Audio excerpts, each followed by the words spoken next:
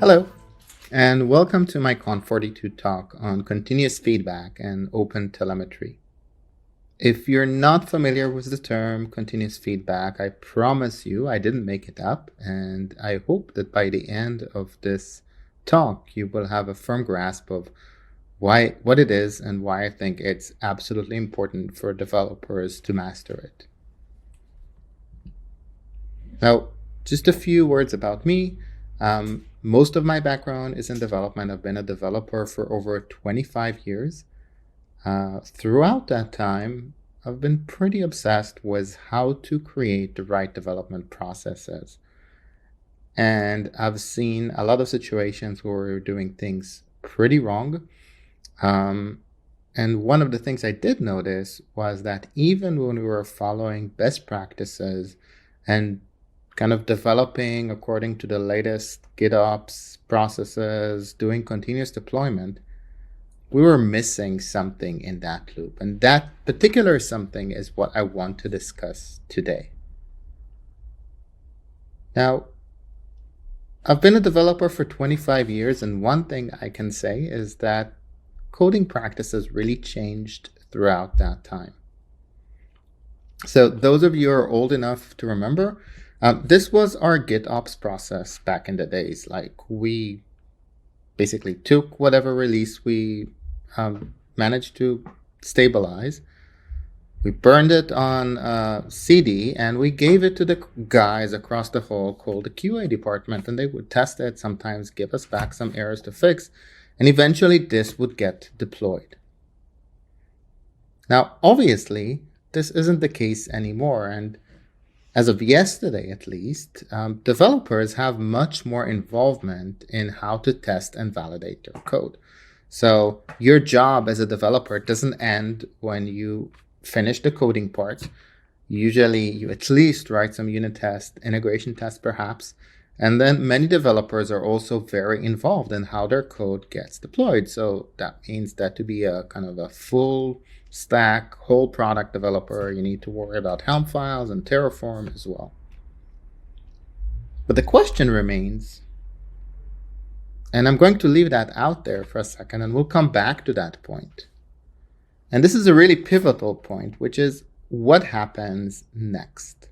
So what happens after you deploy to production? And I mentioned before that I adopted the latest and greatest dev practices. We're doing continuous deployment. We're releasing pretty fast. But if there is no kind of continuation to this process, it seemed that all we were doing, in fact, is actually just throwing features over the fence, maybe at a higher rate or a higher velocity. Because what really strikes me about this particular diagram is that it's pretty linear. And if you recall from all of what we've been taught or how we learn to model our craft, development is supposed to be nonlinear. It's supposed to be kind of like a loop, right? So where is the loop in this straight line if all you're doing is just following these stages and moving on? But we'll get back to that. However, all of this was happening yesterday, and I think today there are a lot of new tools that we can leverage to actually make us even more productive. So definitely code generation tools are helping us create code faster. Oftentimes we create pieces of code with Copilot, and if we're lucky enough, then we don't just delete them because they're not good enough and rewrite them, but sometimes there's actually things we can use, or at least we get a working model. But at the same time, it looks like we're just beginning to scratch the surface about what these same AI tools can do to make information about our code more accessible. So if you think about it this way, it's kind of input and output. So the output is the code that you write. That's fine. We're doing that much faster. But how are we improving on actually analyzing what the code does? How are we improving on actually learning from our code? And the question is, what do we know about our code, really? Now, this may seem to be a very dumb question. Like, what do you mean, what do I know about my code? I wrote it, I compiled it, if it's a language that requires compilation. I debugged it, I ran my tests. Is that enough? That's a really good question, right? Because in the spectrum of what is enough to know about your code, you can kind of put knowing that your code works or makes the world better or makes your software better or doesn't cause any regressions to be something on one end of the spectrum, which may be requiring a little bit more analysis. But at a very basic level, it can also mean, do I know if my code even runs? So I'll give you an example. I was working on one project where one of the developers wrote this meticulous piece of code that is a complete refactoring of the data access layer. And he completed this piece of code. He did a code review. Everybody looked at it. He wrote the test that validated that it's working as expected. Then he pushed that into production. And eventually, and when I say eventually, I mean like a month later, we find out that it never ran due to some bad if statement. So in the spectrum of what do I know about my code, sometimes it doesn't go even beyond do I know whether my code runs. And I actually confronted that developer and I asked them, like, why didn't you check? Like, you actually wrote this great piece of code, you rolled it into production, why didn't you check that your code is running? And he gave me an answer that it was very hard for me to challenge. And his answer was, well, how? And I think this is something that is in the very center of this talk about continuous feedback, because the how is really a missing piece here. So if the developer asks me, how do I actually test that my code is running, and I don't have a good answer for him, then that's a problem. And what adds to that problem is the fact that what that developer did right after he rolled that feature into production is just to take the next feature from the backlog and continue on. And it's no fault of his own, because us software organizations are pretty forward-leaning. I was a product manager at one stage. And as a product manager, I kind of contributed to this problem because I put a lot of pressure on engineers to move forward. Like, I don't think any product manager that I met in the world has a roadmap that says, okay, roll out user management feature, and then another box that says, get technical feedback about whether it's scalable. No, nobody has that, right? So when a developer tells me he's done, I'm already putting pressure on how do we get to the next stage.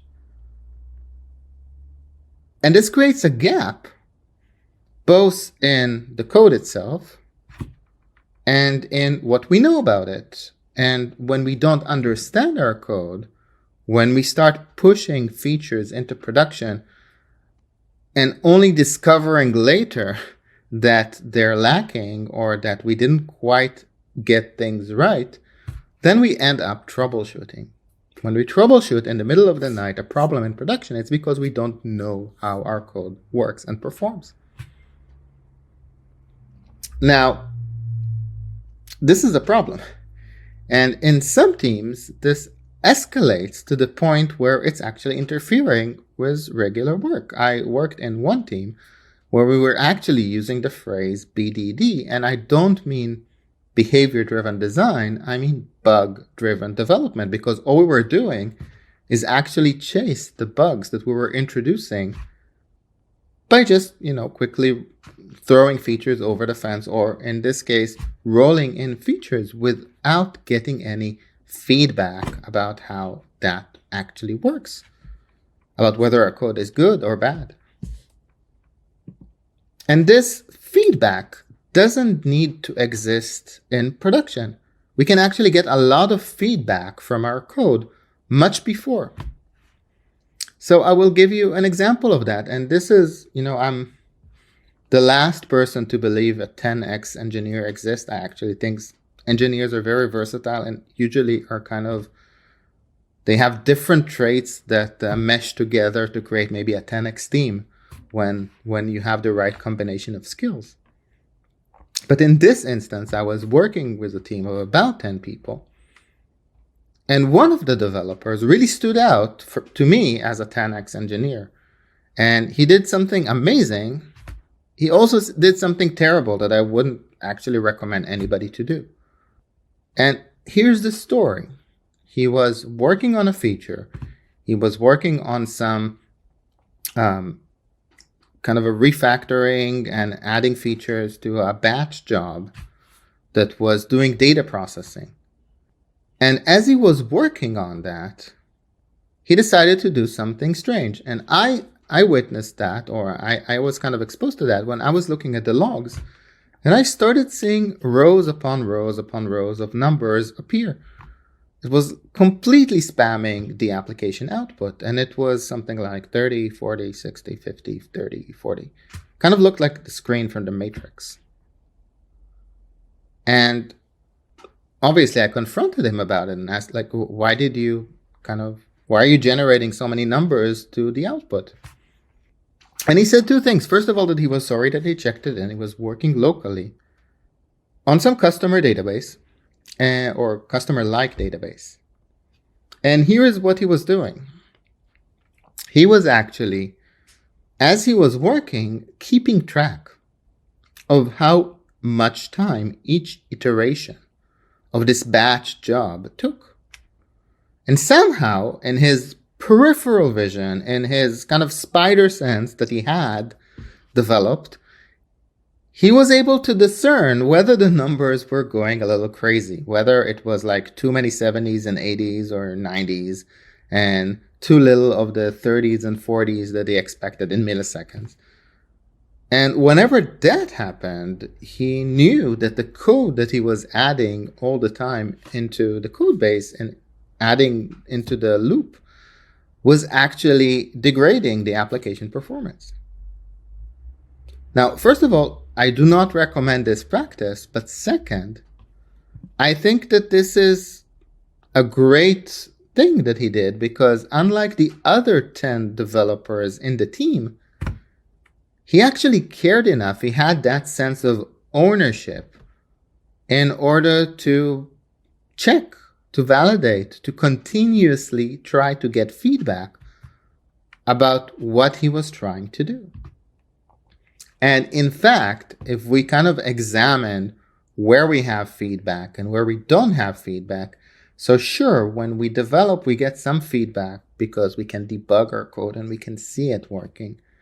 But even that is kind of limited because if you've ever worked with a debugger, then you introduce a breakpoint. It's kind of like an instance in time and space where you've captured a specific state of the system. It doesn't tell you anything about how it will behave the minute after you resume your breakpoint.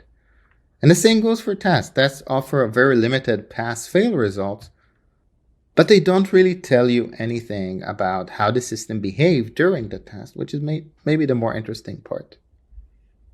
And then if you talk about production feedback, then that's where developers are clueless. Like, there's so many observability systems and so many instances where I've seen developers are reaping none of those benefits at all.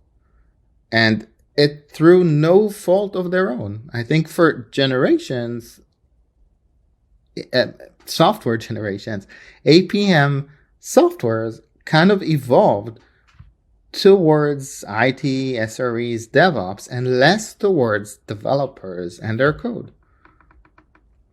I was actually visiting one company in Israel where I was talking to the VP of engineering, and he was showing me they had this amazing observability dashboards on their walls. But and I was actually awestruck by that. I told him, look, you guys are way ahead of the curve. I need to learn from you.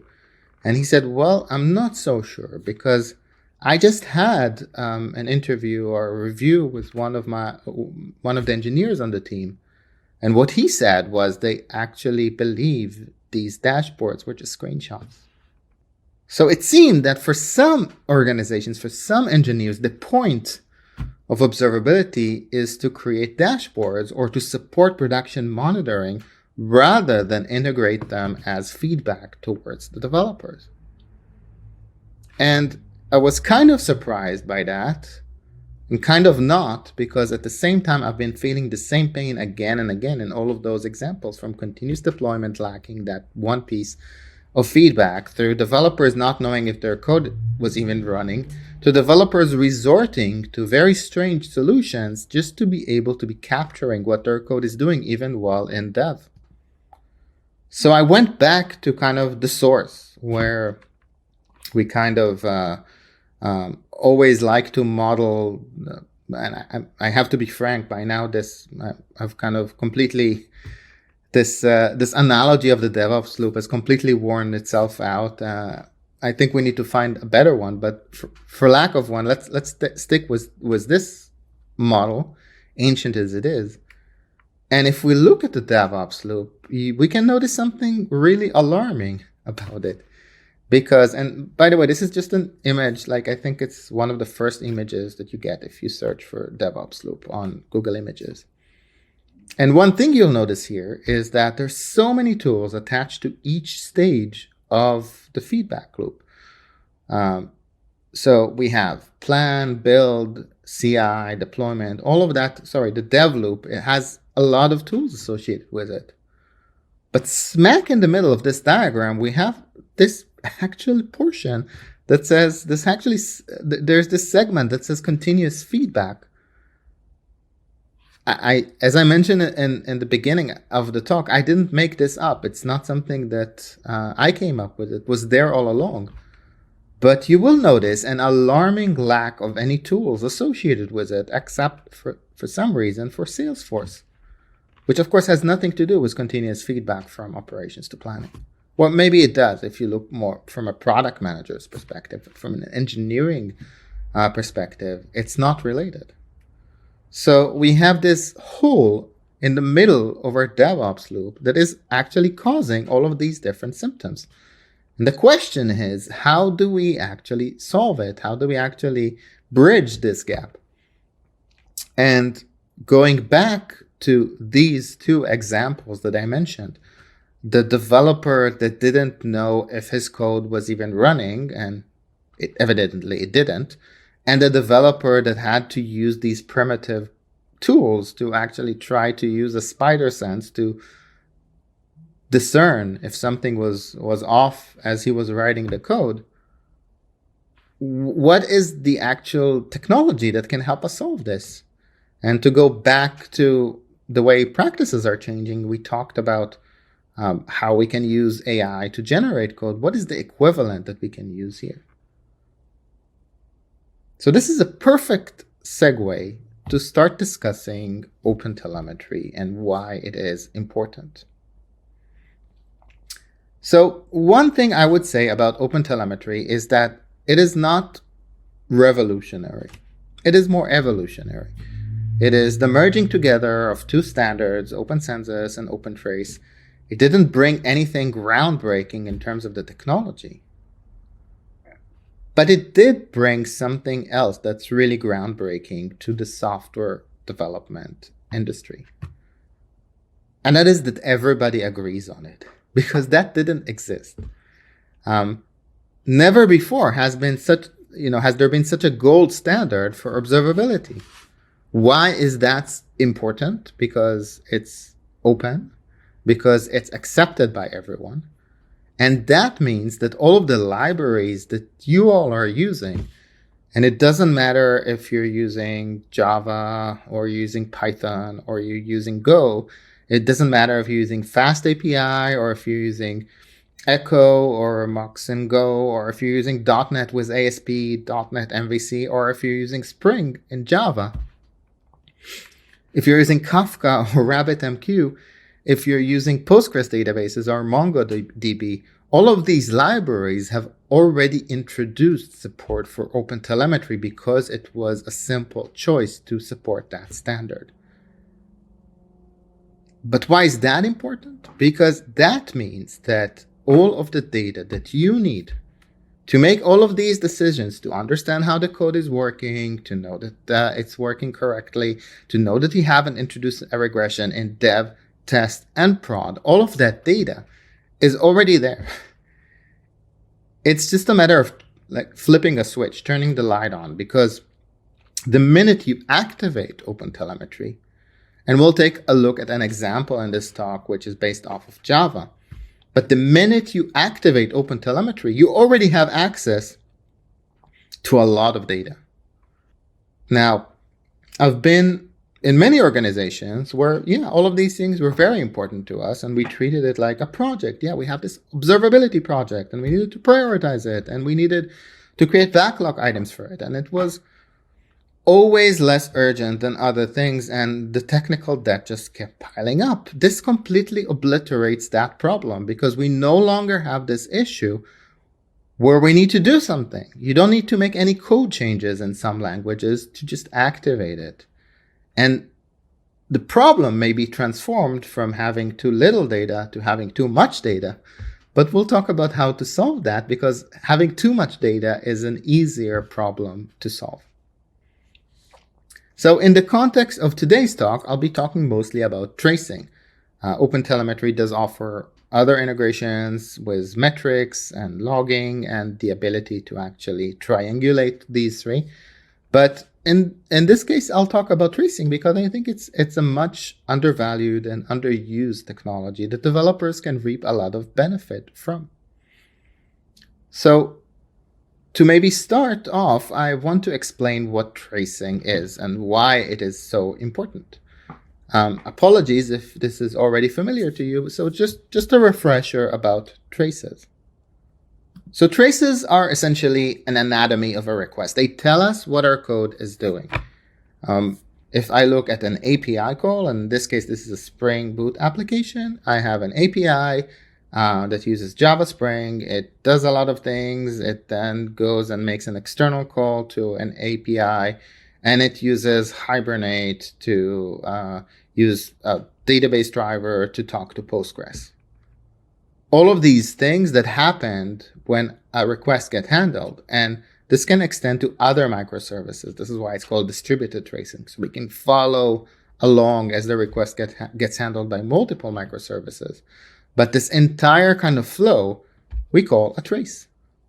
And another piece of terminology that we should be familiar with is a span. And a span is kind of an activity that happens within that trace. In fact, if you're using .NET, then activity is the terminology they chose for it. It's synonymous to span for some reason. So in this case, I would look at the request anatomy and say, okay, so this is what happens when my code gets executed. It first handles the HTTP request, and it might have some checking of permissions, validating with other sources, maybe some queries are running.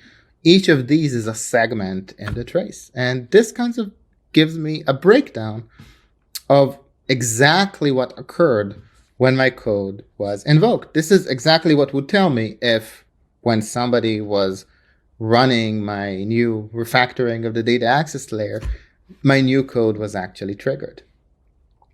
And this is an example trace. We'll look at an actual code example in a sec, but this is what a trace looks like. We have the different segments or different spans that happen throughout that request handling.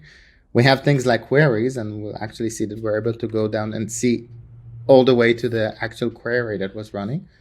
And we have the different processes where we can identify where the issues are or what is taking so long. Enabling instrumentation is very easy. Again, this is a Java example. You can easily find examples for other languages. I like the Java implementation of OpenTelemetry because it doesn't require any code changes. If you want to run it in dev or test, you can just use the Java agent. So you download the agent, you just add an environment variable, as you can see in the box above here, and immediately you start seeing information about your code. Then if you want to track specific functions, you can just add an annotation, and that will start tracking how that piece of code behaves. All of that will be made clear in a sec when we look at the example. But I just want to make it clear that my goal in this session is not to show you how to activate telemetry or observability in your code. There are way too many talks and guides on how to do that, and I feel I don't really have anything useful to add to that. I do think that where many of these guides are lacking, or what we are missing, is more information about how to actually use it when we're developing. It's one thing to collect information, but then we're just left at that. We have a lot of pretty dashboards situation. Where we want to get to is a situation where we actually generate data and then we can use it as we code.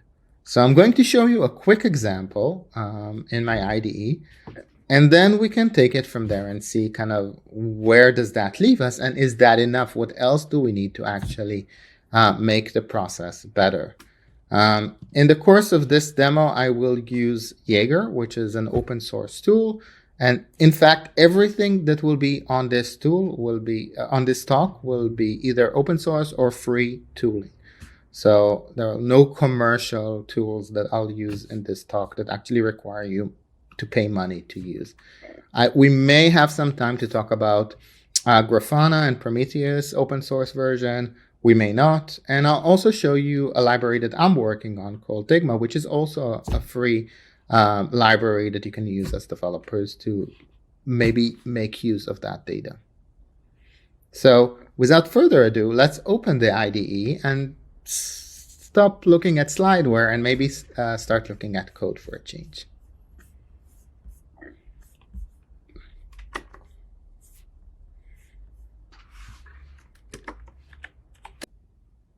So let's take a look at some code to demonstrate how we can really do this feat or manage this feat of actually using observability when we code.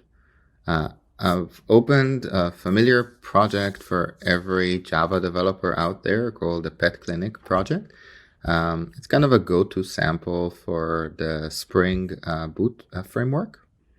And to make things a bit interesting and also to kind of simulate some kind of a realistic scenario, I've actually added some functionality to it. So this is a pet shop that allows you to see pets and owners and visits and things like that. I have added the functionality of vaccinations. So I used some mock API to create this vaccination external service. We're going to asynchronously kind of get the data about the pet vaccines from that service.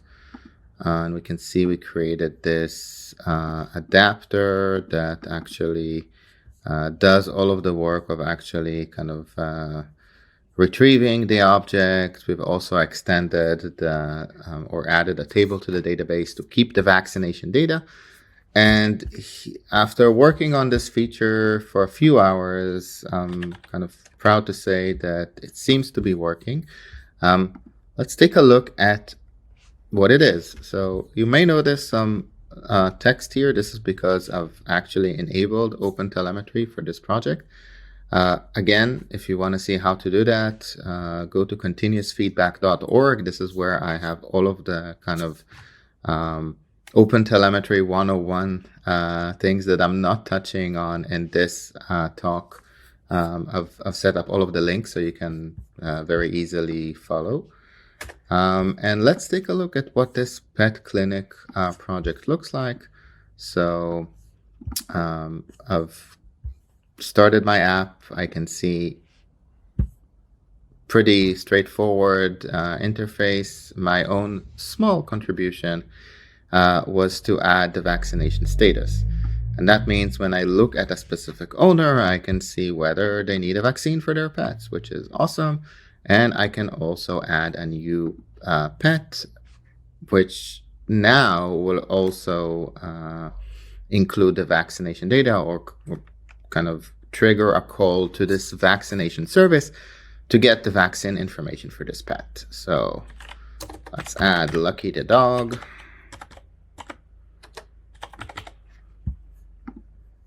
Whoa, this looks like an issue. Oh, there is already a Lucky one, so let's call him Lucky 2. Perfect. And we've added this dog. I can assure you that in the background, we're running some processes to get the vaccination status for this pet. Pretty neat. Now, the question is, again, to go back to what we were talking about before, what do I actually know about this code? So I can check via tests, and indeed, I'm using test containers here. I wrote some integration tests to test this very scenario. I can show you. So, for example, we have some tests here that check that the owner is created. They're kind of end-to-end tests, and they get all of the data. So kind of making sure it's persisted in the database, making sure it's rendered in the view. We've kind of done our due diligence about the testing part here. This code was also reviewed. So all in all, I would say that I've kind of reached the limit of what I'm able to do as a developer. And to go to the previous examples we were discussing, this is pretty much the limits of what any developer would do in a similar situation. So recap, I've written this code. Maybe not the best because my Java was a little rusty, but it works. Somebody's reviewed it. I've written the tests. I'm ready to move on to the next feature. But like we mentioned in the previous examples, that isn't really getting feedback about my code. So let's see how OpenTelemetry can help me, because as I mentioned, I was running OpenTelemetry in the background.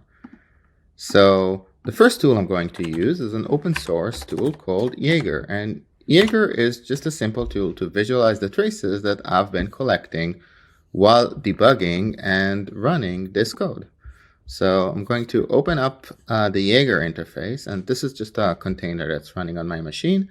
And immediately I can see like the different actions that were carried out here, and we can see kind of the adding of the pet, the post request, and then getting of the pet details. All of that looks fine. I may notice some very strange things here.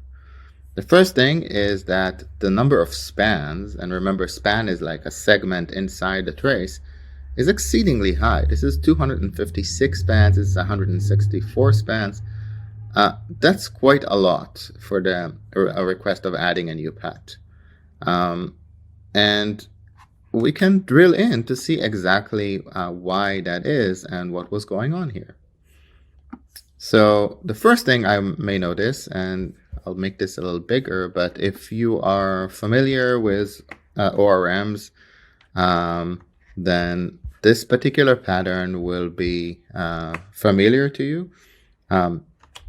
We have one select statement followed by many select statements along a specific relationship.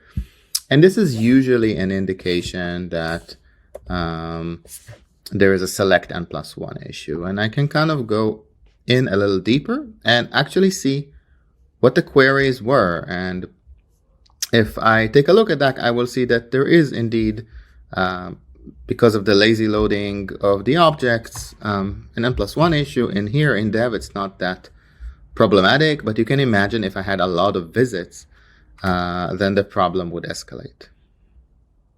The next thing you may notice, and by the way, we can see the same thing around types, which seems to be also related to the issue that we saw before.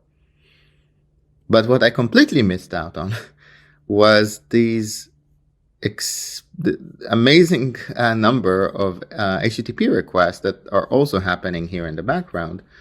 And this seems to indicate a problem in the way that I'm fetching the vaccine data. I would have to guess that this is kind of a leaky abstraction where I'm accessing the vaccination record and I'm not noticing that it's actually triggering an HTTP call. We can see more of these crazy queries, right, around the types table and the visits table that I've both highlighted as areas that are problematic. So as you can see, I was just about ready to check in my code, but a closer inspection of the anatomy of a request, or what is happening when my code gets handled, shows me that there were a lot of issues just hiding behind the scenes that are very easy to surface if you just are able to take a look at the request as a whole. Let's take a look at the other operation that I've modified, where I'm actually looking at or rendering the owner view, as well as whether they need a vaccination. So here again, we see the familiar issues with the select statements around visits and types, but we also see another anti-pattern. So this is the rendering stage.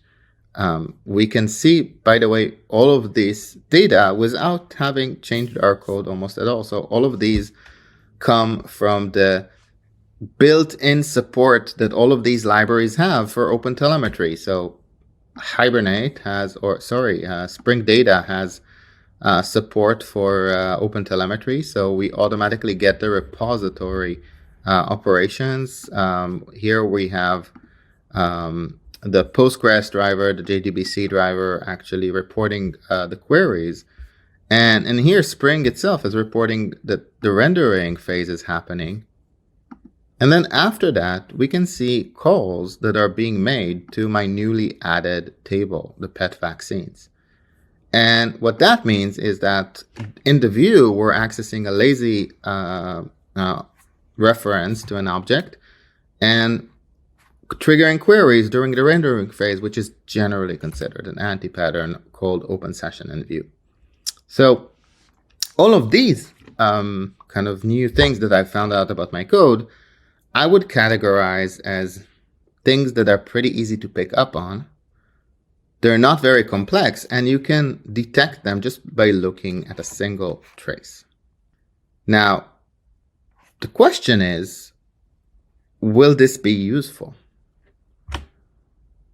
So just to be clear, these are the easy things. We just mentioned 3 or 4 different issues here that are pretty easy to pick up on if you have the expertise, if you know what you're looking for, and if you know to look. I'm not talking here at all yet about these things that would require more processing to understand. For example, does this scale well? How does this, or how did my changes introduce a regression in terms of the system performance? Are there any new errors that are happening here behind the scenes that I'm not seeing? All sorts of things that are not necessarily manifesting within a single request, but if I look at a collection of requests, I might pick up on them. So they may not be in, this is just a random trace, a specific action that I've taken. But it could be that more interesting things can be picked up by looking at 1,000 or 100,000 traces and seeing like the stream of data and what we can discern from it about the code changes. But for now on, let's stay in the simple territory. And the truth is that I took this tool and I took these methods and I went back to the team and I told them, here you are, you can go and apply them. The developer that added the rendering to the console of how much each iteration of the loop was taking can now use this, or maybe just add a few metrics. We didn't talk about metrics yet. The developer that didn't see if their code was even running within the flow can kind of check and see. And the truth is that nobody used this. And this is, I think, one of the problems with what we have today. Because sure, collecting the data is a prerequisite, but as you recall, the name of this methodology is continuous feedback. It's not just feedback, meaning what I've just demonstrated is manual feedback. It's reactively going into an equivalent of a dashboard and drilling in to find issues, which is nice. But the reason it doesn't work is twofold. And you could kind of see that by the number of developers who actually use this tool when I tried to introduce it. And 2 developers used it twice. One of them used it and then saw it highlighted too many issues, many of which he did not want to fix because they were not related to him. And eventually it was more painful, more of a headache than it's worth. The other developer didn't find anything. He tried again, didn't find anything again. And then he assumed that, by induction, that means that there are no issues in his code.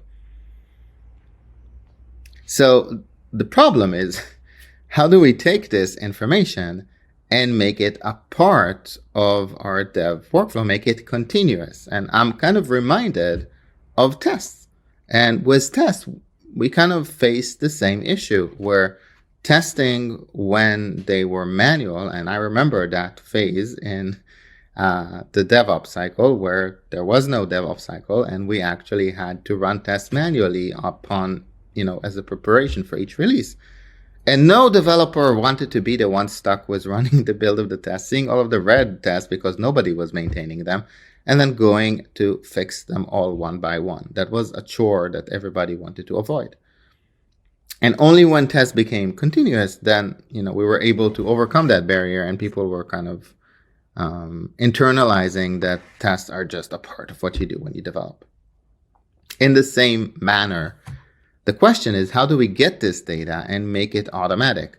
If you will, why do I need to have a developer go and review these traces and find these issues, both the ones that are easy to detect and the ones that require me to do some statistical modeling and anomaly detection and regressions and removing outliers and so on to look at a huge number of traces, when we can have some kind of an intelligent agent that does that? And going back to the original point where we're talking about the changing landscape, we all are witnessing the change in generating code and how easy it is to use Copilot or ChatGPT or other technologies to generate code. But at the same time, we can use the same technology in order to analyze what our code is doing. So we start getting some feedback back from it. And there are many commercial tools that are moving in this direction, recognizing that this is possible. I'm going to show you a library that I'm working on, and that library is free for developers, which is why I feel very comfortable showing it to you. And in fact, would encourage you to let me know what you think, because it's still under development and something that I think would benefit from a lot of developer feedback. So going back to the original code, I'm just going to repeat these actions that I've just performed. So we're going to be adding a new pet.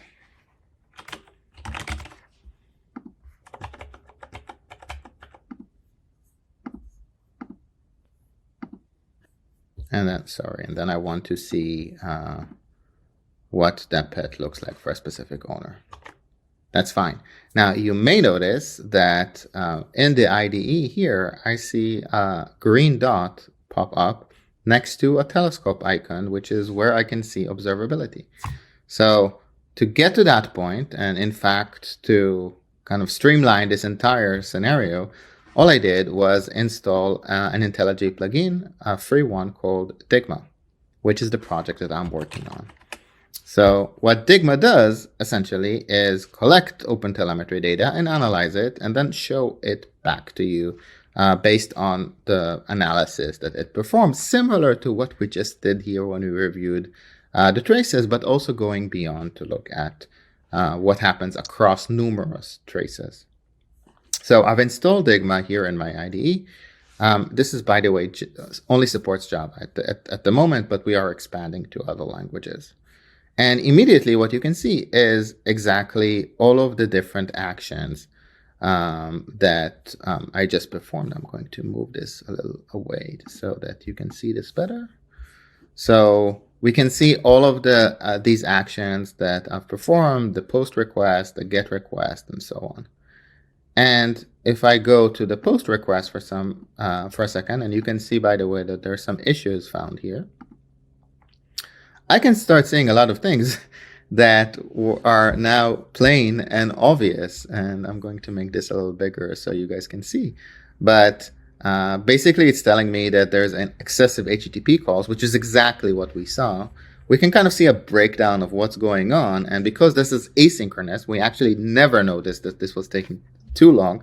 But we now can see that, DB queries are taking 133 milliseconds, which is quite a lot as well. But the HTTP clients running in the background and asynchronously are taking over 7 seconds, which is insane, of course. We can see what are the bottlenecks, and of course it's the mock API that is slowing me down, but also the call to get the vaccines, which is, again, it makes sense. And then we can actually go and see what's going on with this N+1 issue. We can see the query that's causing it. We can see the affected endpoints, and we can also go and see what the trace looks like. And in that, we can actually see these select statements that are repeating themselves, and we can go in a little deeper to understand exactly where it is happening into trace. So in fact, what we've done is we've inversed the pyramid. Instead of looking at or sifting through a lot of traces and logs and metrics trying to find issues, which is time consuming and reactive, we're doing that automatically and bringing that data to us, so that we can see in the ID exactly what are the issues. And then if we want to go to the related traces, logs, and metrics, or understand more about the impact and who's affected by it, that's very easy and effortless to do. At the same time, we've also streamlined and removed the whole kind of boilerplate around enabling OpenTelemetry. So once I've installed the plugin, to collect all of this data, all I need to do is click Enable for Observability, and that would start collecting all of that data for me, which is neat and nice. Now, at the same time, I've been collecting information from other sources because OpenTelemetry is so easy to use. I also collected information from CI. And I can see some of those results here, and they're also quite intriguing. So, for example, here we can see that during my performance test, I've found a scaling issue.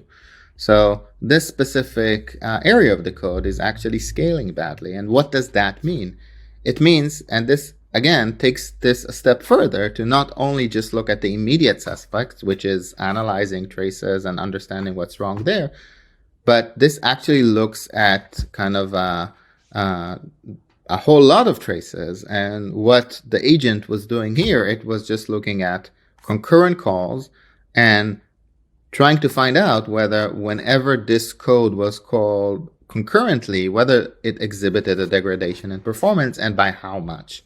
So is it scaling linearly? Is it scaling exponentially? Like, what can we figure out here? And I know it's a little small, but if you can pick that up, basically what we're saying, what we're seeing is that there's a constant performance degradation by about 3 seconds per execution after, when we tested it at about 31 concurrent calls. And there is also a root cause that was identified just by studying the traces, which is the validate owner with external service function. And we can actually see exactly where the bad scaling is happening, how that specific function scaling is correlated to the entire action. We can see a trace again, or we can go see exactly where that is happening in the code to find out that, yes, this is scaling badly and is also a bottleneck. So all of these examples are just meant to show you how where continuous feedback is taking the observability is not towards where its traditional role of being dashboards, pretty as they are, but how can we actually take them and include them into the development cycle? So it actually gives us an opportunity to improve our code on the one hand, to catch issues earlier in dev or even earlier in test or earlier before they manifest to their full degree in production, and get to that level of code ownership, very similar to that developer I was describing, the 10x developer, where we actually know our code and how it behaves, and we don't need to use our peripheral vision or spider sense to get those insights. And I think this is kind of the key takeaway, which is there is an opportunity here that did not exist before. In the same way that, before we had containers, we did not have the opportunity to run tests so much and with such ease. And we had to do config management and things like that.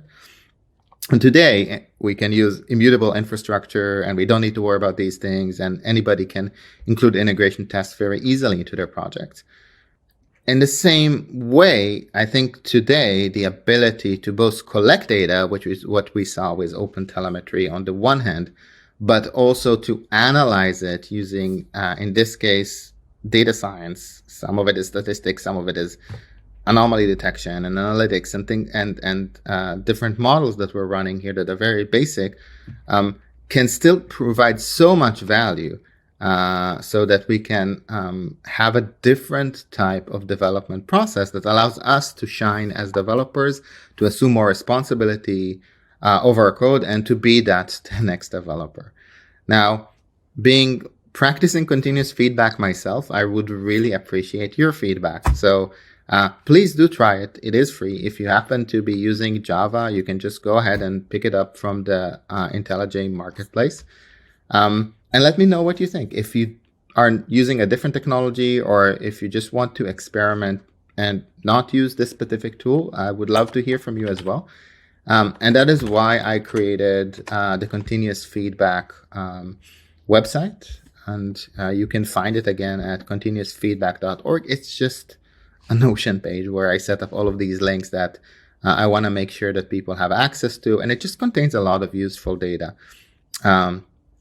It covers setting up OTel, collecting observability data, some tooling. I've even included an open source stack of various tools that you can use, some blog posts on the subject, my contact details, as well as more information about the continuous feedback manifesto that I'm trying to kind of understand with other folks and kind of phrase it so that we can kind of understand what it is that we're trying to create here that is really new and needs a lot of other minds to consider and think about.